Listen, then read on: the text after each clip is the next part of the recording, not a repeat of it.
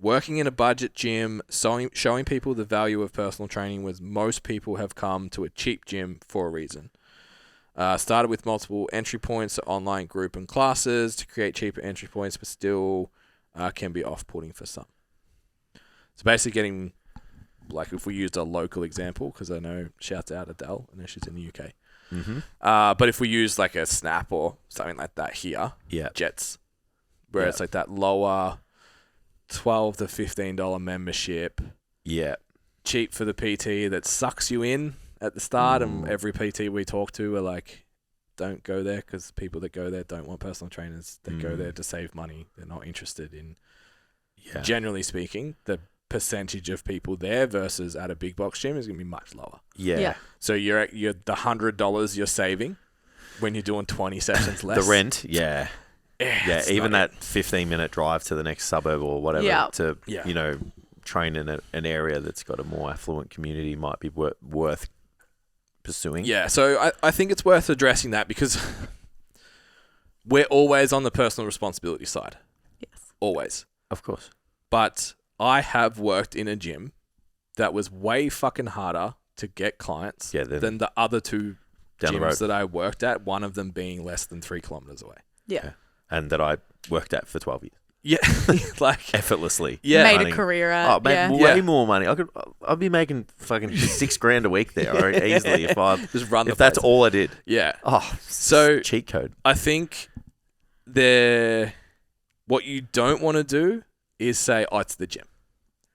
It's the suburb. It's the whatever, and blame that environment. Like, we've got one of our guys that we've seen however many personal trainers go to and say, like, this suburb's shit. In a suburb. No one's got money, blah, blah, blah. And he's doing 30 sessions a week. Agreed. At a good price point. So it's like, well, it's not that. So you don't want to fall into that trap that, like, no one here has money. No one wants to spend money. They're all young. They're all old. They're all whatever fucking absolutely. whatever. Yeah. And to be clear, I made it work at the gym that was hard. It was just required more effort to get the same outcome. That's where I was going to go, was the volume has to be higher to get the same amount. And ironically, most of the people that were saying no lived in $1 to $2 million homes. That doesn't surprise me at all. So it wasn't, and they were saying no based on it's too expensive. ROI. And because it's like, well, they don't care about it enough. Or I didn't present it in a way that they cared about it enough. That it was going to bring value to them. I came from the West and I was like, hey, this fits into your weekly budget, and that's all. Like, that's all you saw. You just saw the numbers and you're like, well, that technically works. Also dealing with a community that's very different. Correct. Not... I remember it was historically overweight or challenged nutrition-wise from education and those kinds of things. Like, someone in an affluent suburb with a better education is not going to have those obstacles to start with. So you've got to find another correct. And you were just used to, I'll teach you how to eat and lose weight. And look better. And those people are like, I kind of already know that or have that or don't care about it. Correct. And there's nothing you're offering me that's special. I remember going into that gym, the first 2 weeks was the first time anyone had ever looked at my weekly rate and times it by 12. And now like, oh, so that's like $3,000. And I was like, yeah, it is. And sweating. It's like no one's ever done that before. In the suburb prior, it was just like that fits in my weekly budget or it doesn't. They don't think chunk money. This is the like investment. That, because the people I was working with probably didn't have $3,000 to just go, I'll just pay up front. Whereas they would. Correct. And it's cash in the bank and they don't like having debits and so they're just like, bang. And they're like, I don't want to do this direct debit ongoing. Can you just, here's 12 weeks. And then like, fuck, okay. They're processing whether that $3,000's worth it. Correct. And you have to sell that in a very different way. And so for me, it ended up being demographic based. I wasn't coaching the people I wanted to coach. That's why I moved. So it was like my average client at that gym was probably 40. When you went to Good Life, it changed. That's exactly. So I moved into strength and I was like, I'm really good at this. And I have lots of 45-year-old women squatting more than their body weight, but it's like, they don't care. And I want to go train people that care. So I went and trained around the corner. I was like, oh, there's heaps of young people here that really care about their training. The personal trainer's doing well. I'm going there. Yeah. And I know if I can win here, I can win fucking anywhere. So, yeah, the point I'm trying to make is personal responsibility always comes first. I still paid my bills, still made it work in that gym. It just didn't come as easy. Yeah. So don't just go like, it's the gym, it's the suburb, it's the whatever. Yeah. You just have to try a bit harder maybe. Absolutely.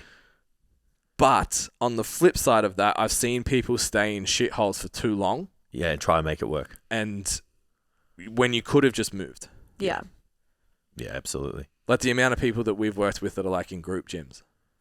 Or like little boutique places, and they're like, oh, they don't give me leads, and I just have to like talk to the people. You have to operate like that's your own studio. Literally, you have to operate the same way. You got to you market. Don't get leads. You got to you got to canvas the community. It's like how much time. So usually, like the gap's $100 normally. I would argue they'd be quite the same depending on the suburb. Yeah. As well. Like, so then you're just trading off the travel. Yeah. So it's if you're say it's $100 difference.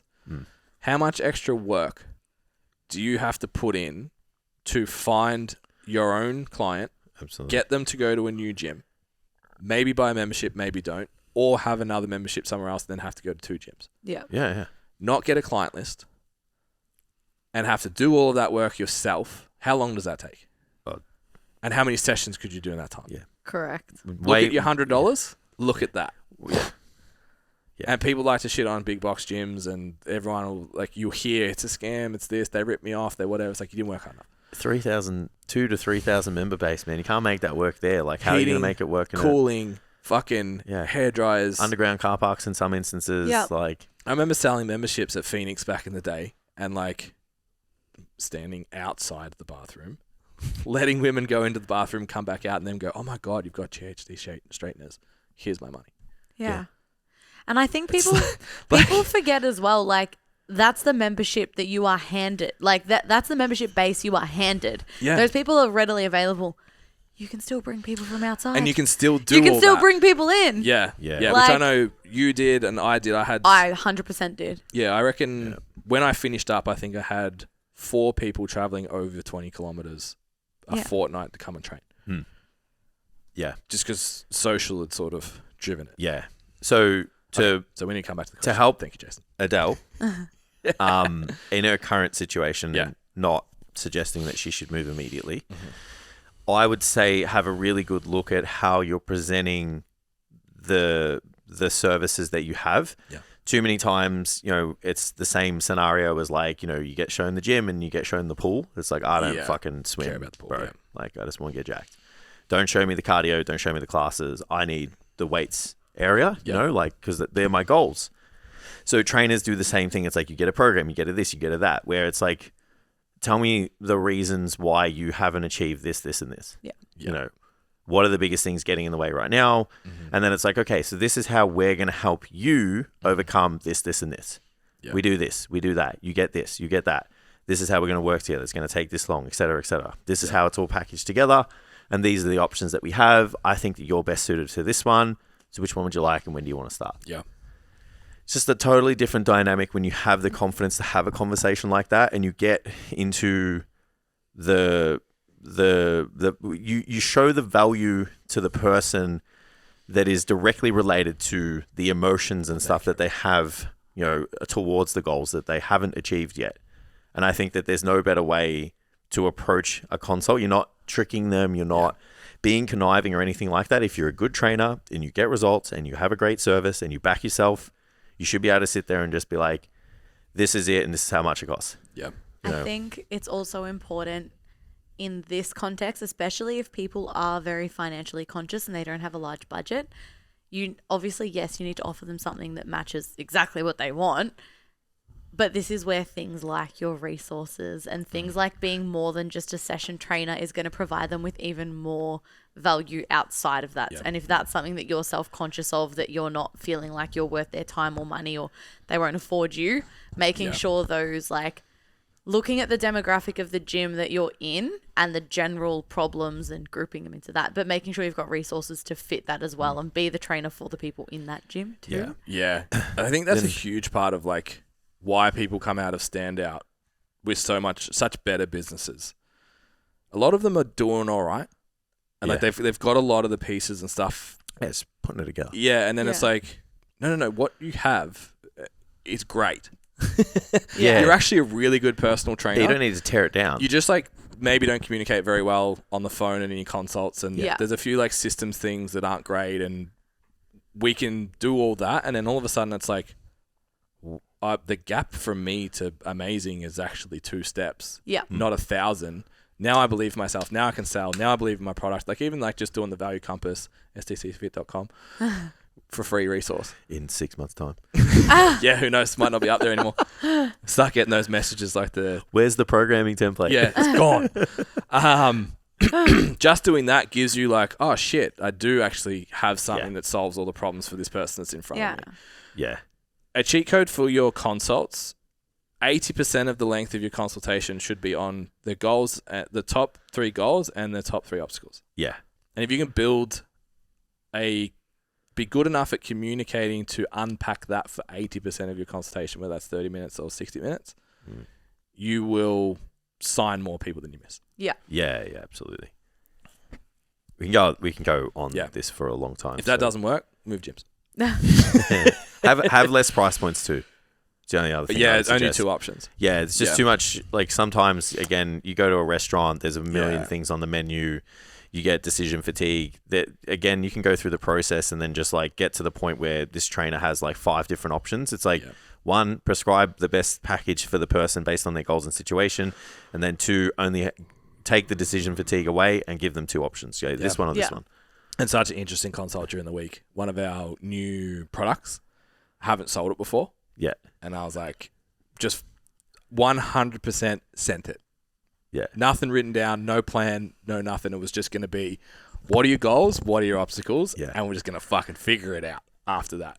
And we also have 2 pathways within this product. Yeah. So you can go work with a third party or you can work directly with us really depending on price point and what you need. Of course. So I was sort of like dancing around. I'm like, do you want this? Do you want that? So this is sort of in this price bracket. This is in sort of this price bracket. And I could see he was just like, I don't know. Yeah. Like, I'm coming to you because I don't know what I need. Yeah. Why don't you know? And I just went, okay, answer me this question. Answered it. Right. Let me be more prescriptive. This service does this, and this. Is that what you need? Yes. Sweet. It's this much. Let's go. Yeah.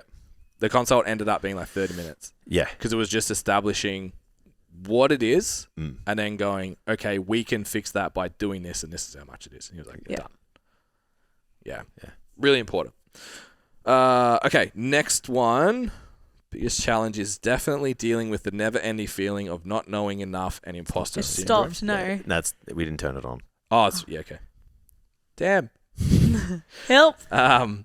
Never-ending feeling of not knowing enough and imposter syndrome. It's so easy to draw comparisons with people that have been in the industry for much longer than me. Yeah. Just time.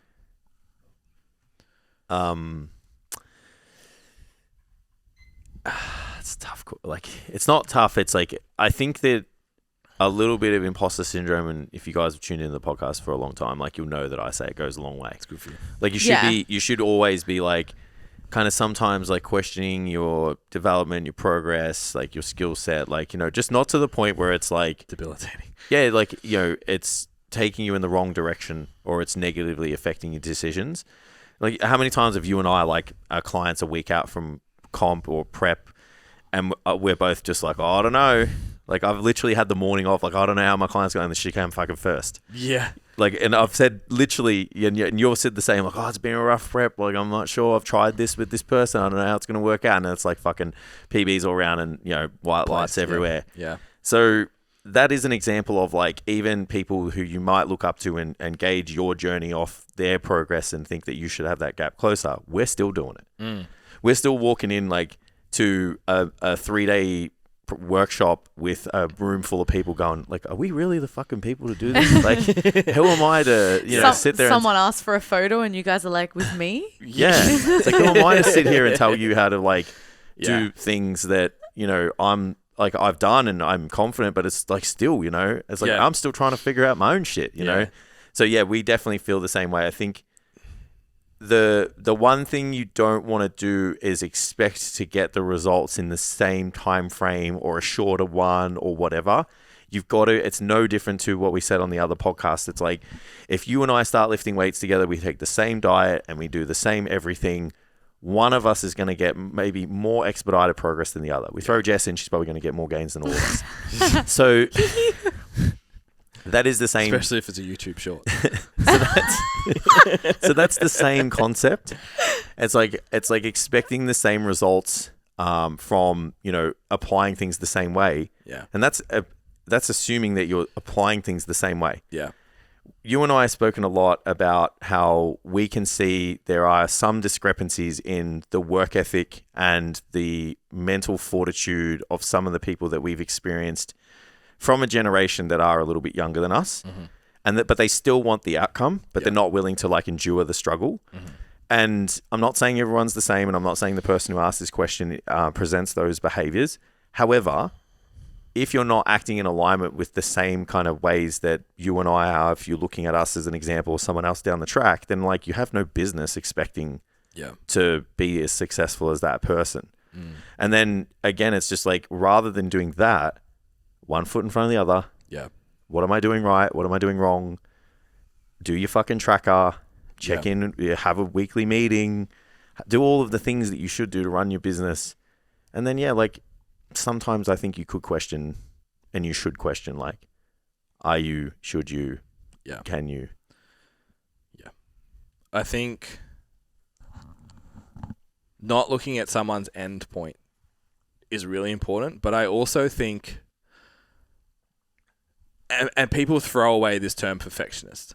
Usually perfectionist is just, I will call myself a perfectionist so I don't have to do the thing, and then I'll say I'm a perfectionist because it wasn't perfect so I didn't do it. Mm. The real perfectionist is someone who does it a bazillion times. Not doing it ever is not perfectionism. Yeah. That's delaying. That's called inaction. Avoidance. Correct. Yeah, it's you're not a perfectionist, you're avoidant. Yeah. And I think maybe it is a social media thing, and we talked about everyone looks busier and more successful online than they really are and all that kind of stuff. It doesn't have to be perfect for you to win. You just might win a bit slower. Yeah. So in 2019, I went online full time. By mid-earth ending 2020 lockdowns, we had 5 coaches, something like that. Around, at the time, I believe 150, 200 clients, all of them on Google Drive. And we've just sat here and said that Google Drive is inefficient, busy way, messy way, not the best, subpar, whatever language you want to use. And we had 200 clients. Mm. You can still win with subpar. Yeah. So if it takes you 10 consults to get 5 clients, and then you're looking at someone else and it's well, they close it everyone, 90%. It's well, they close everyone because everyone they come knows them already. Mm. Yeah. In your situation, they maybe don't even close at that because they're out of practice, for one. Mm. But when you start at the 5 out of 10, then you end up getting 7 out of 10. The only way you can do that is the 5 out of 10 first. But you still got 5 out of 10. You didn't fail. You still got 5 new clients. So go and do the 10 consults over and over and over until it becomes 7, 8, 9 out of 10. Yeah. The social... fuck, man. If you scroll deep enough into my Instagram, how I had a sold-out online business is fucking beyond me. Spelling mistakes, design that's off-center, just trash, man. Trash. If I look at it now, I'm ugh. Yeah. I was sold out. Yeah. Because the content was still relatable, it was still whatever, it still spoke to the message, it still was good enough. I was a full-time online coach posting 2 to 3 times a week with a private profile. Yeah. Mm. Yeah. It's possible. Yeah. A different time to what we're in now, which is also something agreed to note. Yeah. But I had a consult with somebody probably through this competition. But it was I think the perfectionism thing trumps everything else in this conversation, where it's you're avoiding it because you think it's not perfect. Mm. your entire thing, it's not another course. You, as in like, it's like, I need another qualification. Yeah. I need to be qualified in another thing, because if I have more qualifications, I'm going to look more appealing to people, and I'm going to, that's like a big one that I'm seeing at the moment, particularly with nutrition qualifications. It's like, I need to get this qualification to be this person so that, correct. And it's like, people don't know what you know because you don't tell them what you know anyway. Yeah. So just that showing up, and I'm sure the people that you're looking up at, and if I use STC as an example, how many days a week is there just content going out across all of the platforms? I'm sure it's not going to be perfect for everyone. It's only going to get better and better over time, but it's like, just doing the thing. Yeah. Just showing up and doing the thing. Just the only way between, it's fucking so cliche, but it's like the only way to go from a beginner to an expert is to do the reps. Yeah. You stack your own proof. Yeah. Yeah. Doing it. You know, So the people you look up to are doing the same thing. Yeah. There's just levels to it. Yeah. And it's never I'm never looking at, this imposter syndrome thing in a light that's going to stop me from being the best coach that I could be. Yeah. And I think what you said, like, we walk into rooms still with imposter syndrome. Even being new in industry, it's like we've got 3, maybe 4 gyms in the cycle at the moment. They're not like we're just coaching them. Like, we're in real partnerships, legit deals involved in gyms right now. And it's like, well, I'm not Hormozi. I didn't create and build gym launch $100 million empire and throw it out to fucking 20,000 gyms or whatever it is he did. So it's like, does that mean we don't do it? I think the part that you nailed it is right at the start. You said when you walk into rooms, that's what you just need imposter syndrome to not stop you from doing. Yeah. Don't let it stop you from walking into the room. Yeah, showing up. Whether it's metaphorically, whatever it is, just go into the room. Yeah. I don't know about you guys, what you use to get beyond that. For me at the moment, I don't know if it really articulates it well, but I try and lean on the curiosity. It's like, I'm going to sit down with this person out of curiosity and see if I can help them. Yeah. So I did a consult during the week, and this is proof that the first slide in the Standout PT sales document is real. It actually says, congratulations, you are a good fit. And within 4 minutes, I was like, she's not a good fit for Standout. There you go. It's not going to work for her. So then it was like, okay, we're here for an hour. I promised you an hour of value. Yeah, what can I do? So let's go. Yep. Yeah. I'm curious how I can help you. Turned into another gym conversation. And another pathway for another product we have in the business as well. And it's like, it was really fun and we had a mutually beneficial conversation. B, created a potential partnership. C, a potential program delayed due to travel and stuff. But it's like, just be curious. Yeah. What value can I provide in this room? And we spoke about like that mentoring session about being able to just be like, how can I be valuable? Yeah. And just keep asking, how can I be valuable? How can I be valuable? How can I be valuable? And you will be. Yeah.